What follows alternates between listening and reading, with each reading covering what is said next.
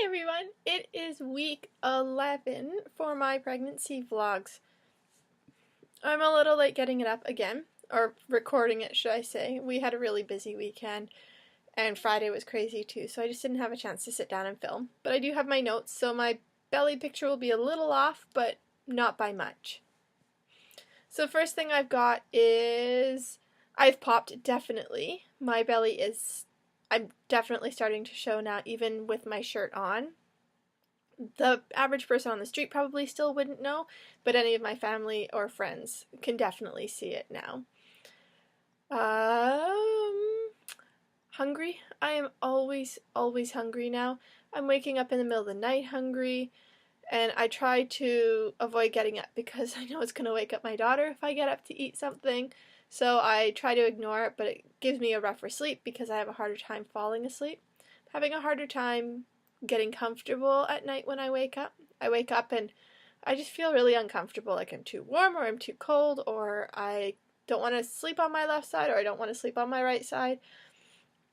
Nothing's comfortable. Sleeping on or laying on my back for any length of time really hurts my lower back right now, so I don't really have much in terms of options for sleeping. What else? So with my daughter, towards the end of pregnancy, I overdid it one day taking the dog to agility, and I guess I twisted or I did something to my pubic bone, the pubic bone symphysis, where I tweaked it a little bit. And so for the last little bit of my pregnancy, it was killing me. And it was really just the last few weeks. And if I took it easy, then it was fine, and it was when I was overdoing it that I would start to feel it again. Well, I'm only 11 weeks, and I'm already feeling the same kind of pain, not as strong yet, but the same kind of pain in my pubic bone. So I've got an appointment with the midwives in a couple of days, so I'm going to bring it up with them and see what they suggest for it, particularly this early on. What else have I got?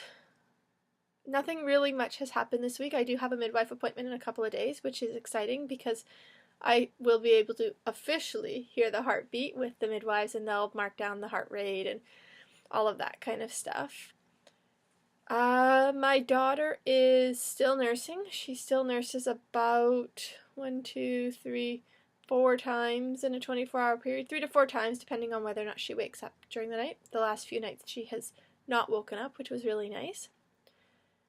Back to the hungry, just really hungry. I'm hungry every couple of hours, and I'm still, if I don't eat fairly quickly, I get even hungrier, and then I do start to get nauseous where nothing is appealing and I don't want to eat anything. Pretty much all my aversions are very, very limited or gone. Chicken, I can eat chicken, but it still kind of bothers me a little bit. It has to be moist chicken, it has to be, there's so many rules on it that I just try to avoid chicken as much as I can right now. I really don't have much this week. It's been such a busy week that I haven't had a good chance to really focus on my pregnancy and everything going on with it and making sure that I have lots to talk about today.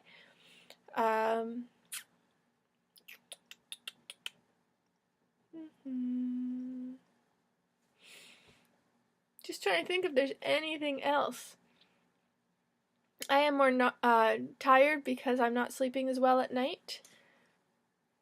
But other than that, sleep is just sleep. I always want a nap. Well, no, I generally want a nap when my daughter goes down, but because I run a business out of my home, that is the time where I have very focused, uninterrupted time to be able to work on it, so I don't have the option to nap when she's napping. My weight gain, I am up 2 pounds from pre-pregnancy weight, so I'm up to 124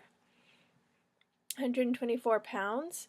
I'm not overly concerned about it because I'm coming up on the 3-month mark, and I know it's going to escalate from here on out. I'm very excited to be getting ready to exit the first trimester, although I do still have, depending on who you talk to, 1 to 2 to 2.5 weeks left in this trimester. but it's very exciting to get out of it because I know soon I'm going to start feeling the baby move, and I'm going to really start to show, and it'll be good times ahead. I think I will show you my belly and say goodbye, unless I think of something else later on. I'll come back and update that way, but I really don't have much today. I had some blood work done a few weeks ago, if you guys remember, and I haven't gotten the official results back from the midwives yet because I haven't had an appointment with them, but I do have access to a lot of it online. I am probably anemic. My iron is quite low. The numbers that they have online for reference range is under 15 is you definitely are anemic. Between 16 and 50, you're probably iron deficient, and really you should be above 50, and I'm at 31. So my iron is low. It's higher than it was when I was pregnant with my daughter, but it definitely is low, which can explain the tiredness. It can explain the breathlessness, and I think it is probably low because I wasn't paying attention and I was taking my prenatal that has iron in it, but I was taking it with milk every night, and calcium and iron, they compete for each other so they don't absorb properly when you take them together. So the last few days I've been taking my prenatal with orange juice instead to give me that vitamin C, because that's supposed to help absorption. So if the midwives suggest going on an iron supplement, which I really, really don't want to do, I am probably going to ask them, can we retest again in a few weeks and see if my iron's gone up at all.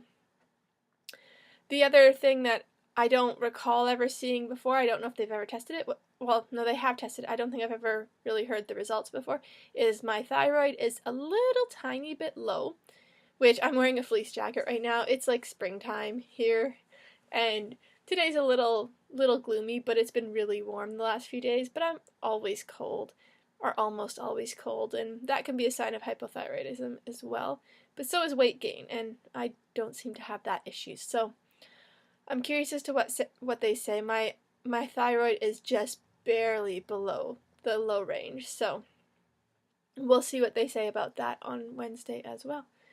I think that's all I've got. And a lot of the blood work I have to wait because it had to be sent to the Center for Disease Control and things like that. So I have to wait for those results to come in and get sent to the midwives. I don't have access to those ones online. So I think that's it. I think I will show you a belly shot and then that'll be it. I'll take off my jacket so that you can see a little bit better. I tip that up so you can't see the mess in the back too badly. And I'm going to stand on my bucket again. My rickety bucket. So there's from the front. You can see that there's a little bit of a bulge now. From the side. From the other side. And then with my shirts up. I'm also wearing two shirts. So there's from the side. From the front. From the other side. So there's definitely a little something starting there.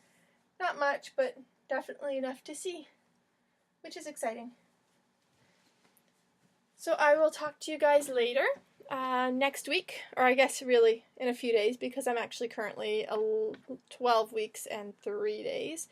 So I'm not quite as far behind as I was hoping, or as I thought I would be. So I will see you guys in a few days, and we will see what I look like then, and I shall have the information from my midwives as well.